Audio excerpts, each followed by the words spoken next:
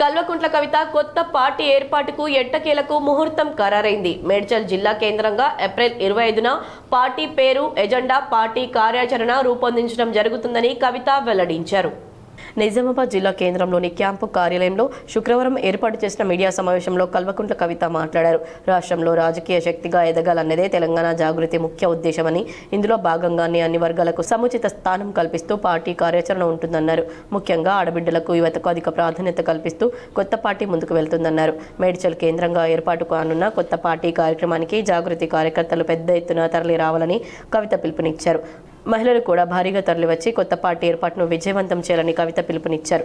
రాజకీయ కొత్త ఒరవడికి తెలంగాణ జాగృతి ఆధ్వర్యంలో ఏర్పాటు కానున్న కొత్త పార్టీ నాంది పలుకుతుందన్నారు. ప్రజల పక్షాన పోరాడేందుకు తమ పార్టీ సిద్ధంగా ఉంటుందన్నారు. సబ్బండ వర్గాల సంక్షేమమే ధ్యేయంగా కొత్త పార్టీ ప్రజల కోసం పనిచేస్తుందని అన్నారు. ప్రాధాన్యత ఉంటుంది కాబట్టి యువ మిత్రులు, మా ఆడబిడ్డలు, ప్రత్యేకించి మా ఆడబిడ్డలను నేను రిక్వెస్ట్ చేస్తూ ఉన్నా. మగవాళ్ళు చేసే రాజకీయాన్ని ఇన్ని రోజులు చూసినాం, మగవాళ్ళు నడిపినటువంటి పార్టీలు ఇన్ని రోజులు చూసినాం. మన బిడ్డ జాబ్ కోసం ఎదురు చూడాలి, మన ఇంటికి వచ్చే లోన్ కోసం ఎదురు చూడాలి, పంటకు వచ్చేటటువంటి బోనస్ కోసం ఎదురు చూడాలి. టైంకు మాత్రం ఏదెవరు ఇచ్చినట్టుగా కనబడతలేదు.